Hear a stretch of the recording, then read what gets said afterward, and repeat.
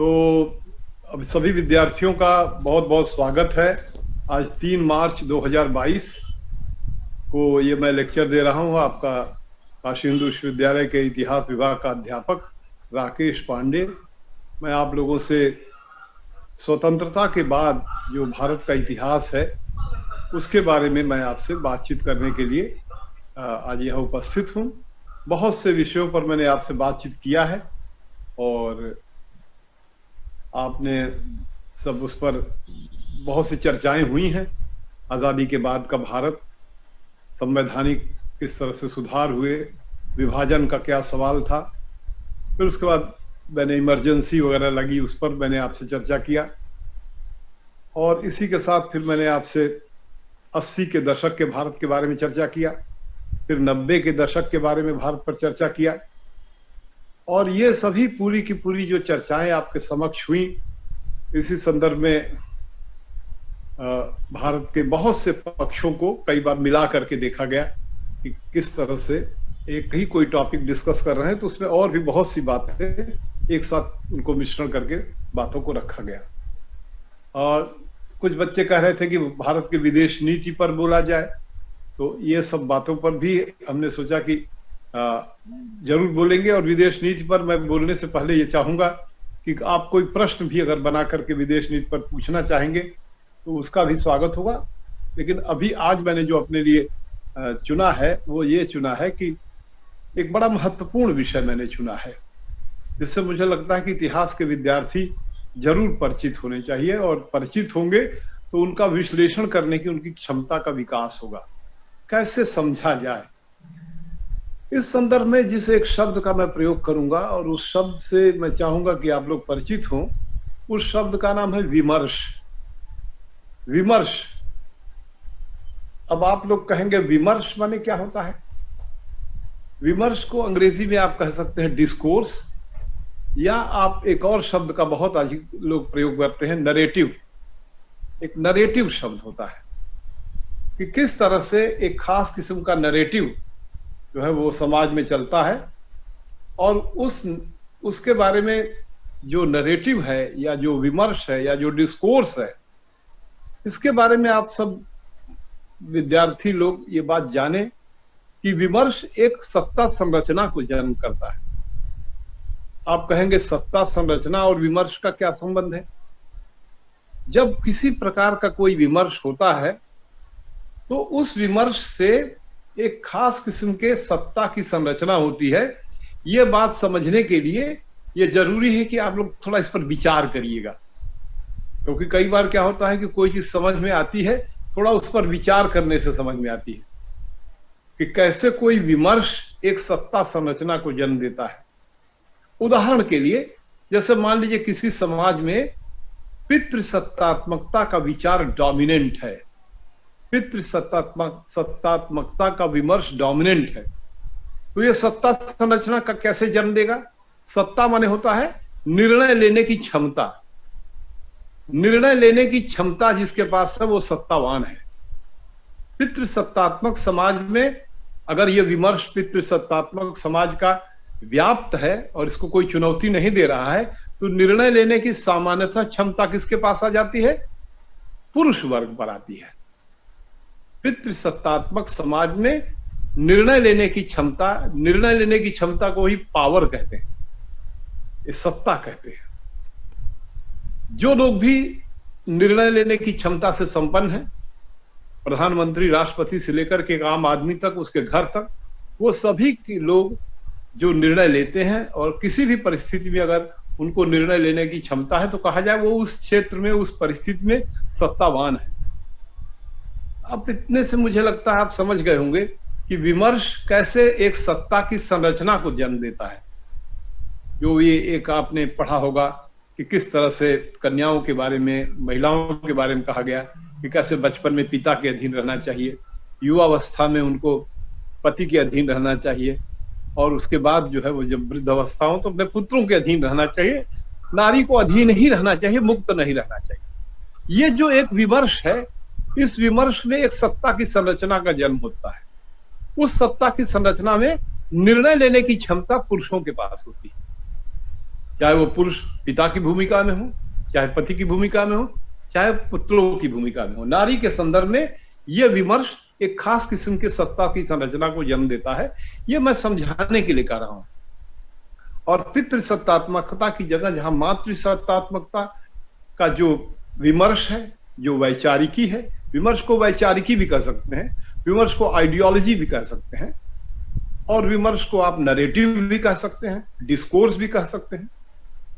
ये बातें मैं आपको समझाने के लिए इतना बताया। और इसके बाद मैं आपसे ये कहना चाहूंगा कि जब पूरे हिंदुस्तान का इतिहास, स्वतंत्रता के बाद का इतिहास जब आप देखेंगे तो आपको इस बात पर भी बहुत गंभीरता से विचार करना पड़ेगा कि सबसे गंभीर किस्म का विमर्श आजादी के बाद क्या था, और उस विमर्श ने किस प्रकार की सत्ता संरचना को जन्म दिया। तो आजादी के तुरंत बाद का अगर आप परिप्रेक्ष्य देखेंगे तो एक खास किस्म का विमर्श आजादी के बाद उठता हुआ दिखाई देता है। उस विमर्श को आप कह सकते हैं भारत के संविधान का विमर्श। भारत का जो संविधान है वह अपने आप में एक विमर्श पैदा करता है। भारत के संविधान की जो प्रस्तावना है, उस प्रस्तावना के द्वारा एक नैरेटिव पैदा होता है। इस प्रस्तावना में जिन शब्दों का प्रयोग किया जाता है, उससे जो पूरा भाव समुच्चय जो प्रकट होकर के आता है, we the people of India having solemnly resolved to constitute India into a sovereign, socialist, democratic, secular republic।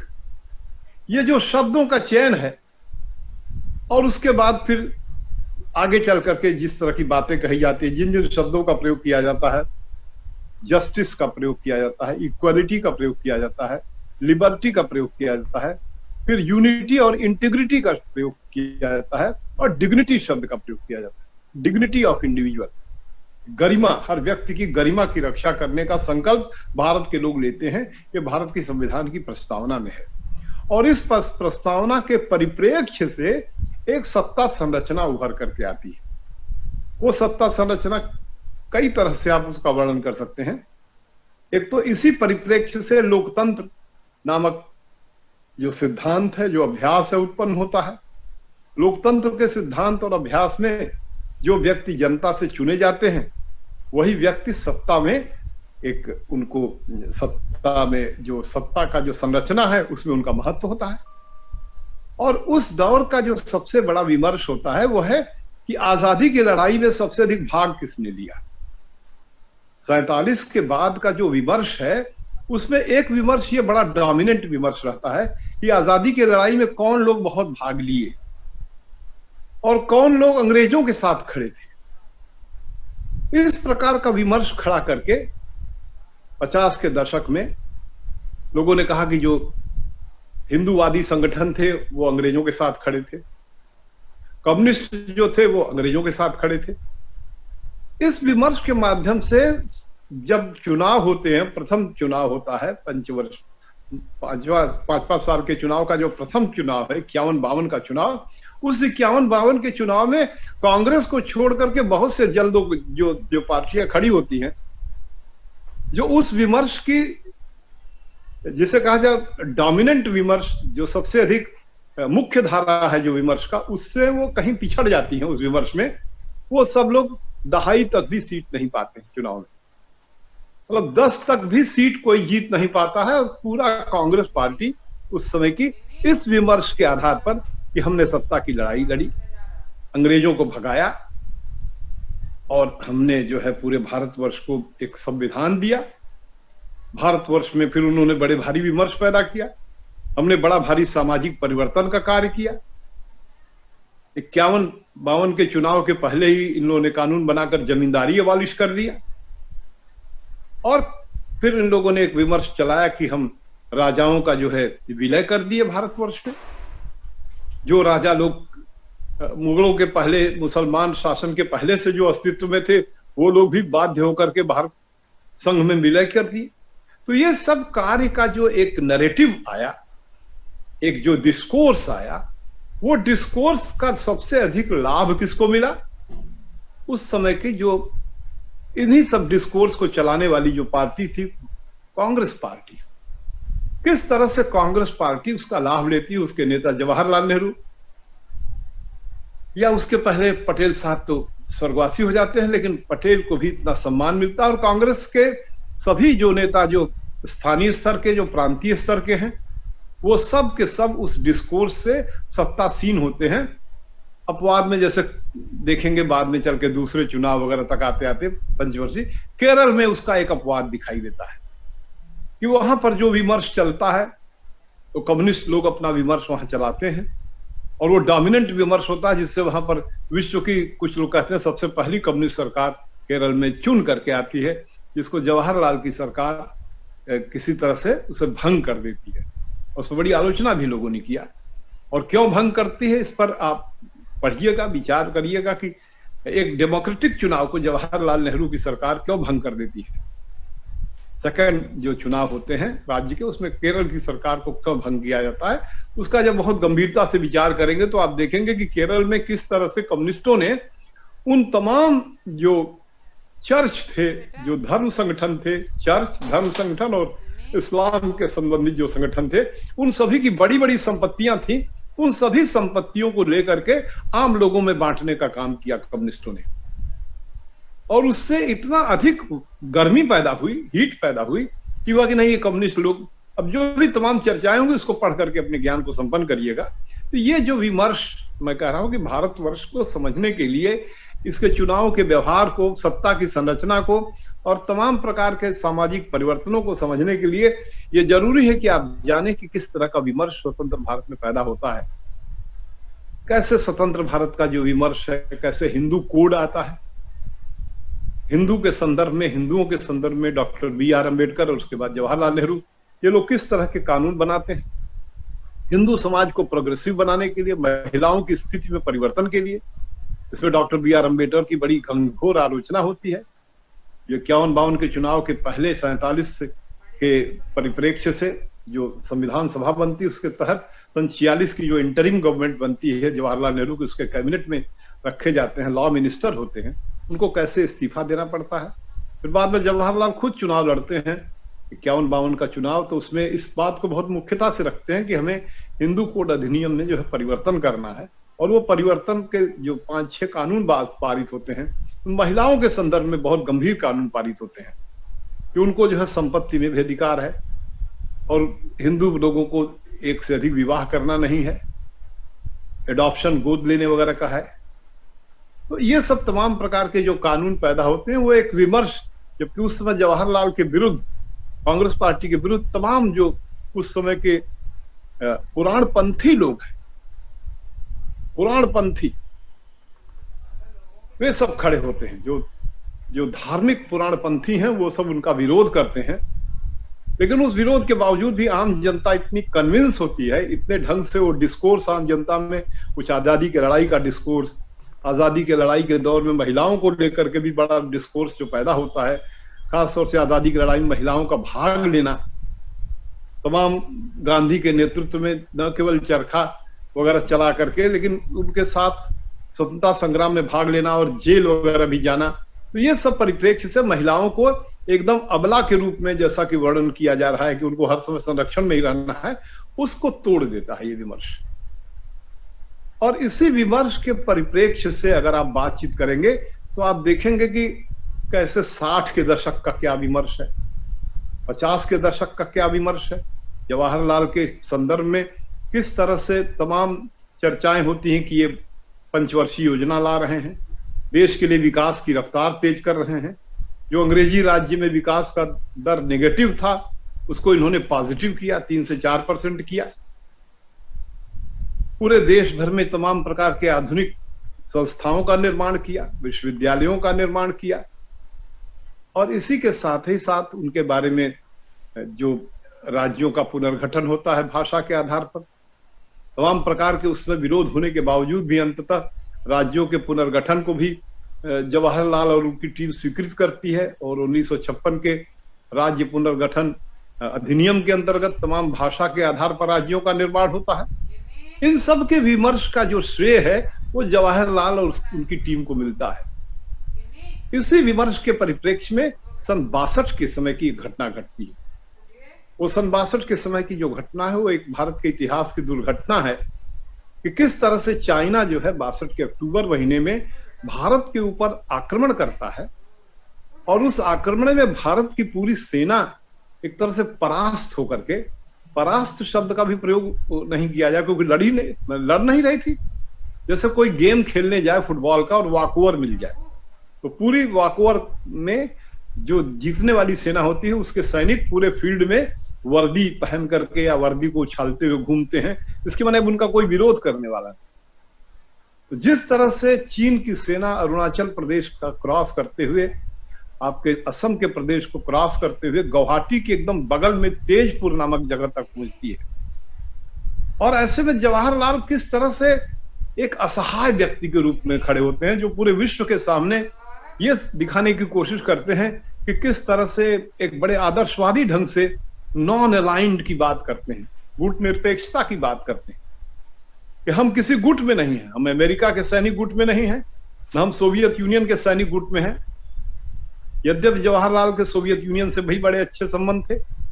Bharat को पहली बार अगर कहीं विदेश से अनाज मिलता है 50 के दशक के प्रारंभ में, पहली बार भारत को विदेश से अनाज की जरूरत पड़ती है, तो वो विदेश से अनाज आपको रूस भेजता है।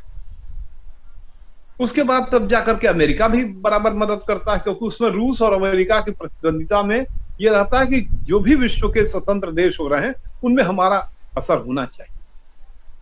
तो जहां पर कि रूस भारत को तमाम प्रकार के मदद करता है, खासतौर से कश्मीर के सवाल पर वीटो लगाता है। जम्मू कश्मीर के सवाल पर यूनाइटेड नेशंस में जो बहस होती है 1948 में, उसमें यूनाइटेड नेशंस की जो सिक्योरिटी काउंसिल है वो पारित कर देती है कि जम्मू कश्मीर में रेफरेंडम होना चाहिए। उस रेफरेंडम के जनमत संग्रह होना चाहिए, उसका जवाब, उसका भारत के प्रतिनिधि ने विरोध किया कि वो रेफरेंडम इसलिए नहीं हो सकता है क्योंकि वहां पर पाकिस्तान की सेना बहुत से इलाके को कब्जा किए हुए, और जब तक पाकिस्तान की सेना नहीं जाती है रेफरेंडम नहीं हो सकता। लेकिन फिर भी उस समय की यूनाइटेड नेशंस की जो सिक्योरिटी काउंसिल है उसने प्रस्ताव पारित कर दिया कि नहीं, रेफरेंडम होकर के तय होना चाहिए कि जम्मू कश्मीर के लोग किधर रहना चाहते हैं, स्वतंत्र रहना चाहते हैं, भारत के साथ रहना चाहते हैं, पाकिस्तान के साथ रहना चाहते हैं। यद्यपि जो सत्ता हस्तांतरण के समय की जो शर्तें थी, इंडियन इंडिपेंडेंस एक्ट के समय की जो शर्तें थी, जो कैबिनेट मिशन के समय की जो शर्तें थी, उसके अंतर्गत यह था कि जो भी राजा लोग होंगे वो इंस्ट्रूमेंट ऑफ एक्सेशन, जो विलय पत्र है उस पर साइन करेंगे और उस इलाके में मिल जाएंगे। जो पाकिस्तान के इलाके के 2 या 3 राज्य थे वो पाकिस्तान में साइन करके विलय कर लिए थे, और जो भारत के इलाके में तमाम जो राज्य थे वो भारत के साथ विलय किए, साइन करके विलय किए। एक इंस्ट्रूमेंट ऑफ एक्सेशन था, मतलब एक पेपर था, उस पर साइन करना था राजा को कि हम भारत के साथ मिल रहे हैं। और जम्मू कश्मीर का राजा Hari Singh instrument of accession पर साइन कर देता है अक्टूबर 1948 में। फिर भी ये पूरा मैटर जवाहरलाल सिक्योरिटी काउंसिल में ले जाते हैं, क्योंकि वो बहुत सा इलाका जम्मू कश्मीर का वो कब्जा किए रहता है पाकिस्तान, तो इसको खाली कराया जाए। और वहां पर जम्मू कश्मीर के सवाल पर जो एक खास किस्म से प्रस्ताव पारित हो जाता है कि नहीं, वहां रेफरेंडम होना चाहिए। जवाहरलाल विरोध करते हैं और सोवियत यूनियन उस समय का वीटो प्रयोग करता है, उस सिक्योरिटी काउंसिल के रेजोल्यूशन को काटता है। तो उस समय का जो एक विमर्श है, वो जवाहरलाल के जो तमाम प्रकार की चर्चाएं, परिचर्चाएं, जिसमें उन्होंने एक बड़े बखूबी से अपना एक स्टैंड ऐसे लिया कि न वो रूस के पक्ष में है न अमेरिका के पक्ष में है, या रूस और अमेरिका दोनों को बराबर पक्ष में लिए हुए हैं, जिसके बारे में इंसाइक्लोपीडिया ब्रिटानिका ने लिखा कि जवाहरलाल के समय भारत की विदेश नीति कुछ इस तरह से थी जैसे कोई सुंदर लड़की हो, वो अपने 2 प्रेमियों को बराबर बराबर इशारा कर रही हो। जैसे सोवियत यूनियन एक प्रेमी हो और दूसरा अमेरिका हो, तो दोनों को भारत की विदेश नीति बराबर बराबर उनको लिफ्ट दे रही थी या इशारा कर रही थी, या कह रही थी कि हम आपके भी साथ हैं, क्योंकि उसे पता था कि ये दोनों जो प्रेमी हैं ये बड़े दुश्मन टाइप के आपस में हैं। अगर हम किसी के साथ चले गए तो ये कहेंगे कि तुम अगर मेरे साथ नहीं हो तो कोई बात नहीं है, तुम किसी और के साथ जाओगे तो मुश्किल होगी। इस तरह का जो पाश्चर लिए हुए था पाकिस्तान का सोवियत यूनियन और अमेरिका के बीच में, ये एक पाश्चरिंग थी कि पूरे वर्ल्ड में 1945 के बाद जो भी देश आजाद होते हैं, अगर वो अपनी पाश्चरिंग में, अपनी पोजीशन में अमेरिका की तरफ झुक गए तो सोवियत यूनियन उन्हें तंग किया। और सोवियत यूनियन की तरफ झुक गए तो अमेरिका ने तंग किया, जैसा वियतनाम वगैरह में हुआ। लगातार अमेरिका उनको तंग करना तो एक साधारण शब्द है। इतना अधिक बम गिराया वियतनाम के ऊपर, इतने अधिक बम गिरे, अंत में अमेरिका के सैनिक इतने मारे गए, जाकर के 1975 में उनका जो प्रेसिडेंट था फोर्ड था, और वहां के विश्वविद्यालय के छात्र, वहां के विश्वविद्यालय के प्रोफेसरों ने अमेरिका के विरोध किया। अंत में वियतनाम के लोगों को अधिकार दिया गया। लेकिन 1945 के बाद से लेकर के, पहले फ्रांस था वियतनाम में, और फिर उसके बाद फिर अमेरिका। तो ये जो एक परिप्रेक्ष्य मैंने बताया, उसमें भारत की जो विदेश नीति थी उसके बारे में यह था कि भारत की विदेश नीति को जवाहरलाल एक बड़े सिविलाइजेशनल लेवल पर उन्होंने उसको खड़ा किया कि भाई हम एक बड़े देश हैं, एक सभ्य देश हैं, हम सैनिक गुटबंदी में नहीं आए। लेकिन उसमें जवाहरलाल ने बड़े बारीकी से कहा कि लेकिन अंतर्राष्ट्रीय मामलों में जब भी कोई मामला उभर करके आएगा तो हम उस पर गुण दोष के आधार पर निर्णय लेंगे। हमको कोई टेकन फॉर ग्रांटेड ना ले, चाहे सोवियत यूनियन हो चाहे अमेरिका, लेकिन टेकन फॉर ग्रांटेड न ले में भी ये भारत की फॉरेन पॉलिसी की एक बहुत बड़ी खूबी कही जाएगी कि रूस भी उतना ही प्रभावित था, सोवियत यूनियन भी उतना प्रभावित था जितना अमेरिका था। क्योंकि 62 के युद्ध में जब भारत पर चीन ने अटैक करके भारत को अपमानित करते हुए तमाम प्रकार के चीन और भारत के बीच में हिंदी चीनी भाई भाई, पंचशील का समझौता, चाओ एन लाई वगैरह का आना, जवाहरलाल का चीन में जाना, माओ से तुंग से उनकी मुलाकात होना, उन सभी परिप्रेक्ष्य से चीन के बारे में तमाम जगहों पर जवाहरलाल जो है पूरे विश्व को बता रहे हैं कि ये चीन है, इनको भी अंतर्राष्ट्रीय जो राज्य समुदाय है उसमें सम्मान मिलना चाहिए। जैसे जवाहरलाल एक कोई बड़ा भाई बनकर के चीन को इंट्रोड्यूस कर रहे हैं। ऐसे सब पूरे परिप्रेक्ष्य में चीन जिस तरह की बातें करता है उसमें जवाहरलाल को एक बहुत ही सदमा लगता है। और अब तो प्रकट होकर के आ गया कि जवाहरलाल ने कुछ पत्र लिखे ब्रिटेन के प्राइम मिनिस्टर को, अमेरिका के राष्ट्रपति को, और उसमें कहा कि हमारी तुरंत सैनिक सहायता की जाए। जो भारत सरकार के जो तमाम आर्काइव्स हैं उसमें वो लेटर नहीं जो जवाहरलाल ने लिखा था, वो लेटर अमेरिका के आर्काइव्स में उन्होंने पब्लिश कर दिया। जवाहरलाल नेहरू की लेटर, उसमें लिखा उन्होंने कि हमें सेना भेजी जाए। और उसका परिणाम ये हुआ कि चूंकि इंटरनेशनल रिलेशंस पर अमेरिका और ब्रिटेन इन लोगों की पूरी दृष्टि थी, और उन्होंने देखा भी था कि किस तरह से जो है वो चाइना के भी प्रभाव को देखा था कि चियांग काई शेक को भागना पड़ा, तो उन लोगों ने अपनी सेनाएं तुरंत भेजी। उसमें रूस को उन्होंने पत्र नहीं लिखा उन्होंने अमेरिका और ब्रिटेन को, और अमेरिका की पूरी सेनाएं जो है वहां से चल दी भारत की मदद करने के लिए। और जो हिंद महासागर में उनका 7वां बेड़ा है वो भी आगे बढ़ जाता है। और चाइना को बहुत सी चीजें खबर पता चल जाती है। जो उस समय का जो रक्षा मंत्री कृष्ण मेनन था, जो कम्युनिस्ट बैकग्राउंड का था, जिसका कि चाइना के प्रति सहानुभूति थी, कई बार लोग कहते हैं कि उसी ने बातों को बहुत कुछ लीक किया। और चाइना को जब पता लगा कि पुलिस फोर्सेस खड़ी होने जा रही भारत के साथ मिलकर के, तो फिर पीछे चला गया। तो ये जो एक विमर्श उस समय पैदा हुआ, उसमें जो अपोजिशन के नेता थे, पार्लियामेंट में जवाहरलाल नेहरू को बहुत खराब ढंग से बोला गया कि आपने ठीक से नहीं चलाया देश को, और आज हम पराजित हुए, अपमानित हुए। और इतना अधिक उनके खिलाफ बातें कही गई कि सन 64 के मई महीने में उनका देहांत हुआ। लेकिन वो बड़े शॉक्ड हुए। तो एक खास किस्म का जो वो एक 64 का जो विमर्श है, वो विमर्श भारत की विदेश नीति के संदर्भ में एक खास बातें करता है, जो आगे चल करके जब इंदिरा गांधी जब सत्ता में आती है, जवाहरलाल नेहरू ये लाल बहादुर शास्त्री के ताशकंद में देहावसान के बाद, लाल बहादुर शास्त्री का बड़ा अच्छा कार्यकाल था लेकिन छोटा कार्यकाल था, और लाल बहादुर शास्त्री का उभर करके भारत का प्रधानमंत्री बन जाना यह भी बताता है कि किस तरह से भारत में एक ऐसा डिस्कोर्स था कि कोई वंशवाद नहीं तय करेगा भारत के प्रधानमंत्री का पद। कांग्रेस पार्टी भी एक वंशवाद का उस पर नहीं आरोप रख सकता था। इस तरह से लाल बहादुर शास्त्री आते हैं, और फिर लाल बहादुर शास्त्री जैसे पिक्चर से हटते हैं तो इंदिरा गांधी जो है सत्ता में आती है। और इंदिरा ने जो जवाहरलाल के समय का जो विमर्श था, जो फॉरेन पॉलिसी की दिक्कतें थी, उसमें नॉन अलाइंड तो इंदिरा गांधी बनी रही, लेकिन नॉन अलाइंड के साथ उसने अपना पास्चर बदल करके वो चली गई सोवियत यूनियन के साथ। और आपको पता होगा कि सन 71 में इंदिरा गांधी ने इनसे, सोवियत यूनियन से एक संधि किया जो पब्लिक भी हुई। वो संधि 25 वर्ष की संधि हुई, जैसे सैनिक संधि कहते हैं। और उसमें उसने कहा कि हमारे और रूस के ऊपर अगर कोई आक्रमण करेगा तो हम दोनों लोग एक साथ मिलकर के इस पर विचार करेंगे, जिसमें बांग्लादेश के मुजीबुर रहमान भी उस पर साइन। और उसका परिणाम यह हुआ कि बांग्लादेश के मुजीबुर रहमान को वहां में कूडीटा, सत्ता परिवर्तन के माध्यम से मिलिट्री ने उनको मार दिया।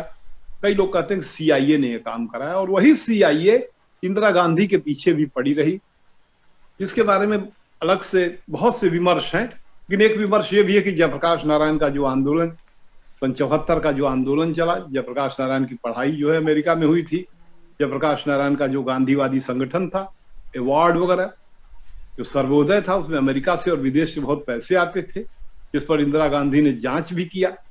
एक पुरुषोत्तम कुदाल के नाम से जांच कराया, और उसने जब खास तौर से जयप्रकाश नारायण को इसका बुरा भी लगा कि ये किस तरह से जांच करे, और वो आंदोलन आगे बढ़ा।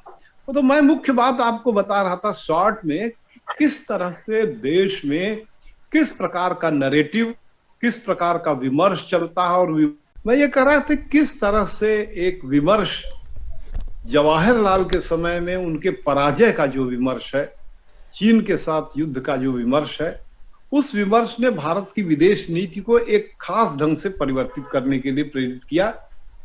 खुल करके भारत ने ये नहीं कहा कि हम नॉन अलाइनमेंट का जो मूवमेंट का जो हम लीडर हैं, जो बेलग्रेड कॉन्फ्रेंस हुई थी 1960 में, जिसमें यूगोस्लाविया, घाना का एनकोमो, जिसमें इजिप्ट का नासिर, और जिसमें आपके मलेशिया और इंडोनेशिया और भारत, ये सब जो देश थे, यूगोस्लाविया का मार्शल टीटो, ये सब जो नॉन अलाइन बनाए थे, उन सब से अलग होकर के इंदिरा ने नहीं कहा कि हम नॉन अलाइन मूवमेंट छोड़ रहे हैं। लेकिन ये जरूर है कि फॉर ऑल प्रैक्टिकल पर्पसेस उस समय इंदिरा गांधी ने जो 25 वर्ष की सैनिक संधि की, ये उस विमर्श का परिणाम था, जो विमर्श जवाहरलाल के संदर्भ में चलाया गया। देश के विदेश नीति के कमजोर होने के बारे में जो विमर्श चलाया गया, एक नया विमर्श चलाया गया कि भारत ने गुट निरपेक्षता की नीति अपना करके भारत के राष्ट्रीय हितों को नुकसान पहुंचाया। और इस तरह का जो पास्चर, जो इंदिरा गांधी पास्चर के एकदम कॉन्क्रीट कदम उठाती है, और इसी कॉन्क्रीट कदम उठाने के परिप्रेक्ष्य में मैं आपको याद दिलाने के लिए बताना चाहूंगा कि एक नया विमर्श 77 में एक नया विमर्श पैदा होता है। 77 भारत के इतिहास की एक डिवाइडिंग लाइन है। 1977, जिसमें इंदिरा गांधी अपनी इमरजेंसी समाप्त करके, कुछ लोग कहते हैं अपने अखबार जो सेंसर के थे उसी को पढ़ करके वो इतना प्रभावित हुई कि नहीं अभी हम पॉपुलर हैं, चुनाव लड़ती है, चुनाव में हार जाती है, फिर भी वो 170 MP उसके चुनाव में जीतते हैं, अच्छी संख्या में चुनाव जीतते हैं। पूरे साउथ इंडिया में सब उसकी पार्टी के लोग जीतते हैं, नॉर्थ इंडिया में पराजित होती है। लेकिन उस दौर में 77 में तमाम विभिन्न प्रकार की विचारधारा के लोग मिल करके मर्ज करके जनता पार्टी का निर्माण करते हैं, और उस जनता पार्टी के निर्माण में जिस तरह का विमर्श पैदा होता है, वो विमर्श विदेश नीति के बारे में पैदा होता है। और इसको पढ़ने से लगता है कि भारत वाकई दो इंटरनेशनल जासूसी संस्थाओं के एकदम गिरफ्त में था, एक संस्था CIA और दूसरी KGB। 77 से 80 के बीच में ये अटल बिहारी वाजपेयी प्रधानमंत्री होते हैं प्रारंभिक। उसके बाद जो है एक मिश्रा, श्याम नंदन मिश्रा, अगर मैं सही याद कर रहा हूं नाम, तो जब इनके चौधरी चरण सिंह जो कि पार्लियामेंट नहीं फेस किए, उनके विदेश मंत्री होते हैं। लेकिन खास तौर से अटल बिहारी वाजपेयी के समय में जब वो विदेश मंत्री होते हैं, तो एक नए शब्द का प्रयोग किया जाता है विदेश मंत्रालय की विदेश नीति के बारे में, जेन्युइन नॉन अलाइनमेंट, GENUINE। अब ये जेन्युइन नॉन अलाइनमेंट का जो डिस्कोर्स है वो क्रिएट होता है, और कहा जाता है कि भारत में इंदिरा के समय का जो नॉन अलाइनमेंट था वो जेन्युइन नहीं था, अर्थात वो रूस की तरफ झुका हुआ था।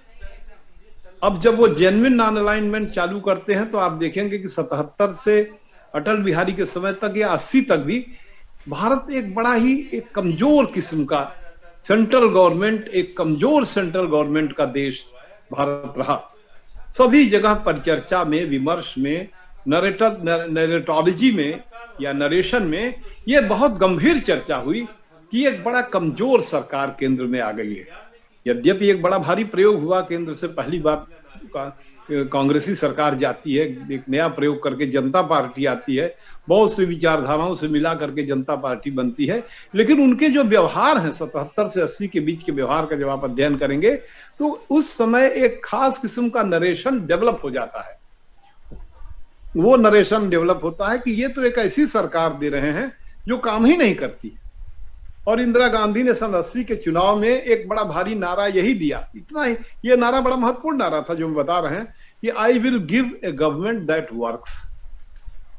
मैं एक ऐसी सरकार दूंगी जो काम करेगी। अब देखिए ये कौन सा नारा होता है कि I will give a government that works. और जनता ने विश्वास किया, क्योंकि इंदिरा का एक खास किस्म का टफ शासन लोगों ने इमरजेंसी में भी देखा था।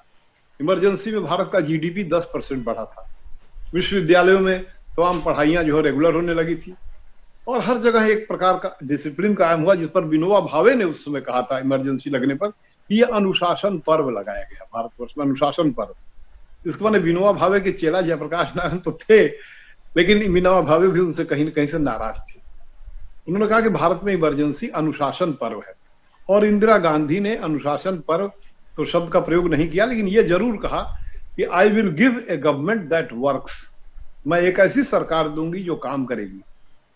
और करने के बाद सन 80 में पावर में आती है, और सन 80 एक ऐसा जिस पर हमने चर्चा किया है, एक भारत के इतिहास का 80 का दशक बहुत ही समझदारी से समझने की जरूरत है। और आधुनिक भारत के, समकालीन भारत के जो इतिहास के विद्यार्थी हैं उन लोगों को इसको बहुत अच्छे से जानना होगा कि किस तरह से एक नया विमर्श पैदा होता है।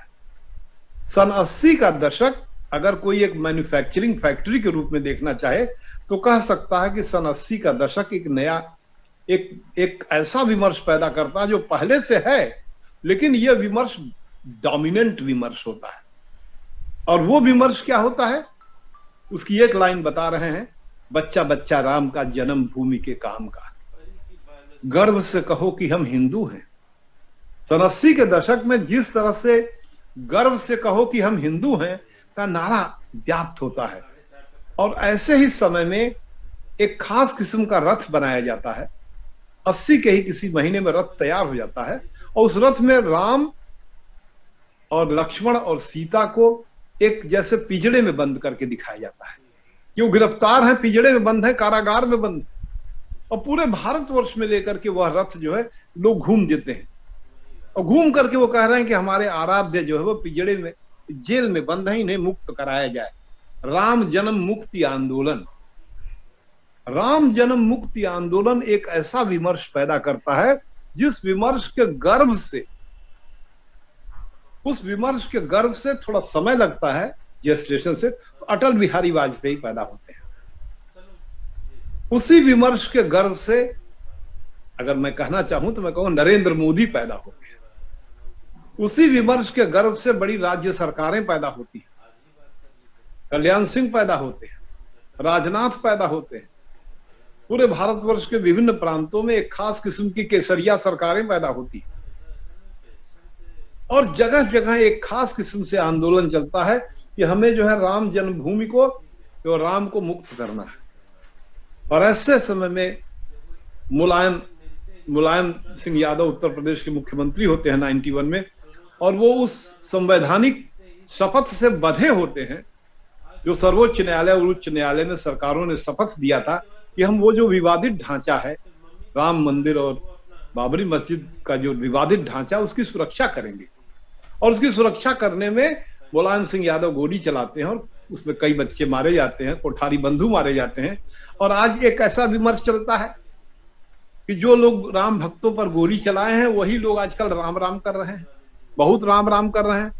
और राम का विमर्श इतना डोमिनेंट विमर्श हो गया पूरे देश भर में कि कोई ऐसी पॉलिटिकल पार्टी नहीं है, इवन असदुद्दीन क्या नाम है उनका, ओवैसी की पार्टी भी अयोध्या से जाकर के अपना प्रचार करती है। यद्यपि राम मंदिर के विमर्श को वो उस तरह से नहीं अपनाती, वो कहती कि हमारा जो बाबरी मस्जिद शहीद हो गई, बाबरी मस्जिद के शहीद होने की बात कह करके वो हैदराबाद से आकर के भारत में और विभिन्न स्थानों पर उत्तर प्रदेश में वही चुनाव प्रचार अयोध्या से शुरू करते हैं। और जितनी बाकी पॉलिटिकल पार्टीज हैं वो अयोध्या को केंद्र बनाती हैं, चाहे वो आपके समाजवादी पार्टी हो, चाहे बहुजन समाज पार्टी हो, चाहे कांग्रेस पार्टी हो। और भाजपा का तो वो मेन डिस्कोर्स ही था, वही विमर्श, उस विमर्श का मैन्युफैक्चरिंग एजेंट वही थे। यद्यप उस विमर्श के मैन्युफैक्चरिंग एजेंट में कांग्रेस पार्टी भी अपने को कहती है, क्योंकि 1989 के 9 नवंबर को जो एक खास किस्म का वातावरण बनता है, उसमें उस समय के प्रधानमंत्री राजीव गांधी अयोध्या में आकर के कहते हैं कि शिलान्यास यहीं पर होगा और शिलान्यास हम लोग कराएंगे। अब शिलान्यास का जो विमर्श है, उस विमर्श को जिन लोगों ने पॉपुलराइज किया, विश्व हिंदू परिषद के लोगों ने, जिसमें भारतीय जनता पार्टी के लोग उसमें इन्वॉल्व थे, आरएसएस के लोग इन्वॉल्व थे, उस विमर्श को राजीव गांधी ने सोचा कि हम इसको ले लेंगे अपने पक्ष में, क्योंकि हमने तो ताला खुलवाया। 86 में उनके जो अयोध्या का ताला खुला, अयोध्या के जो जज थे वो सब मिल करके अपना तुरंत ताला खुल गया, और खुल गया तो उस पर जो है हर कीर्तन होने लगा। तो उसको उन्होंने, राजीव ने अपना एक श्रेय लेकर के कि भाई यहां पर शिलान्यास होगा और राम मंदिर यहां बनेगा। तो एक ऐसा विमर्श भारत की राजनीति का 80 के दशक से प्रारंभ होता है, जो विमर्श आज तक 2022 तक आप देखते हैं कि वो कैसा डोमिनेंट विमर्श है कि उस विमर्श में सभी लोग उस विमर्श को करना चाहते हैं। कम तो नहीं कहूंगा, सब लोग बढ़ बढ़ के करना चाहते हैं उस विमर्श को, सभी लोग वो विमर्श करना चाहते हैं। उस विमर्श के पक्ष में क्या है कि पूरे भारतवर्ष के जो एक हिंदू जनमानस है उसके मन में कि नहीं भाई, कुछ भी हो, सरकार बहुत अच्छा काम न भी कर रही हो, तब भी हमारे गौरव को स्थापित करने का काम कर रही है। भले ही सरकार हमारा डीजल का तेल जो है बढ़ा दी है, 100% बढ़ा दी है, 50-50 रुपया जो है डीजल में बढ़ा दी है, लेकिन फिर भी हम उसी को वोट देंगे, क्योंकि उसने जो है हमारे गौरव के लिए वो राम का जो स्थल है, काशी का जो स्थल है और जो कृष्ण का स्थल है, उसके लिए काम किया है। तो ये एक जैसा विमर्श है कि जैसे कभी कभी लोग एक विमर्श करते हैं कि भाई भले ही हम भूखे रहेंगे लेकिन मेरी बहन मुख्यमंत्री है, हम लोग हजारों हजार साल से बहुत पीछे रहे, लेकिन अब मेरी बहन मुख्यमंत्री, तो हम उसी को वोट देंगे चाहे कुछ भी हो जाए। ये आप समझ रहे हो कि मैं किधर इशारा कर रहा हूं। उसी तरह से बहुत से लोगों को कहना है हमारे भैया जो है वही मुख्यमंत्री होंगे, क्योंकि हम लोग जो है वो लगातार हम भारत की पूरी परंपरा में, भगवान कृष्ण की परंपरा से हम लोग जुड़े हुए हैं, गीता की परंपरा से जुड़े हैं, तो सत्ता में उनको आना चाहिए। अब ठीक है कि उनके पिताजी गोली चलवा दिए, लेकिन हम लोग तो बेसिकली हम लोग भी धार्मिक लोग हैं। तो ये जो एक खास किस्म के धार्मिक विमर्श के अभ्युदय को पूरे विश्व स्तर में भी, जब उस अभ्युदय को तुलना करते हैं तो हम देखते हैं कि कैसे पूरे विश्व स्तर में भी एक खास किस्म के फंडामेंटलिज्म का विमर्श पैदा होता है। सोवियत यूनियन के अवसान के बाद 91 के बाद का जो दशक है, भारतवर्ष में भी एक फंडामेंटलिज्म को जन्म देता है और पूरे विश्व में भी एक विशेष किस्म के फंडामेंटलिज्म को जन्म देता है। उसका विमर्श जो है खड़ा, और वो विमर्श राजनीति को और सत्ता को विकसित करता है। तो आज की क्लास का जो मेरा मुख्य कथ्य था वो एक किस विशेष प्रकार के पद्धति शास्त्र, एक समझदारी के लिए कि अगर आप किसी देश के इतिहास को, समाज को, संस्कृति को, राजनीति को समझना चाहते हैं तो आपको यह भी देखना पड़ेगा कि उस समाज में डोमिनेंट और गैर डोमिनेंट विमर्श क्या क्या हैं, किस तरह के विमर्श खड़े हो रहे हैं और उन विमर्श में कौन सबसे अधिक किस विमर्श के पक्ष में लोग जा रहे हैं। तो इस परिप्रेक्ष्य को भी आपको विश्लेषण करते समय देखना पड़ेगा। तो इन्हीं शब्दों के साथ मैं आज की बात यही समाप्त कर रहा हूं।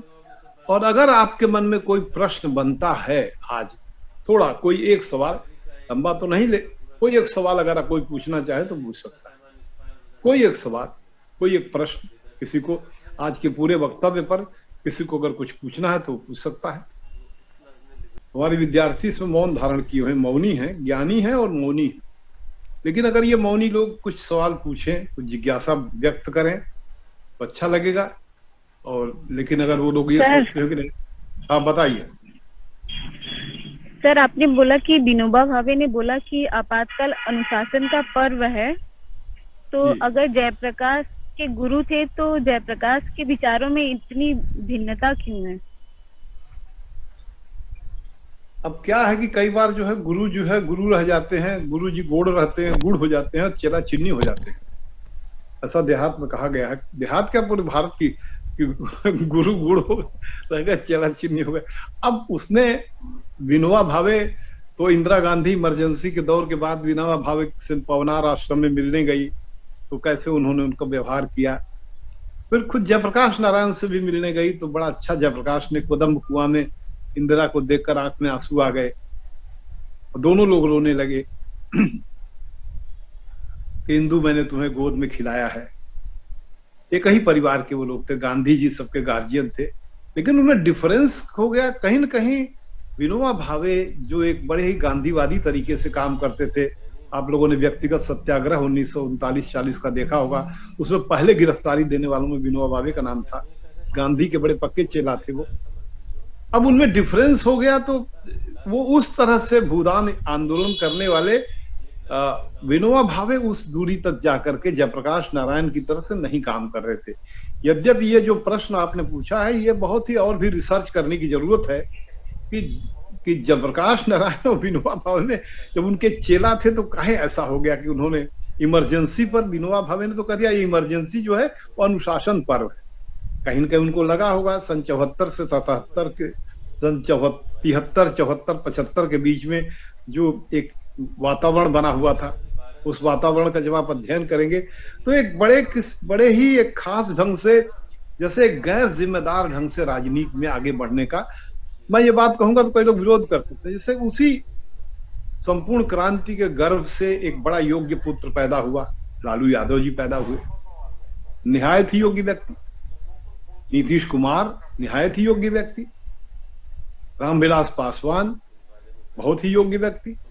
और सुशील मोदी, ये बड़ा नाम बता रहे हैं कि ये लोग पैदा हुए उस गर्भ से।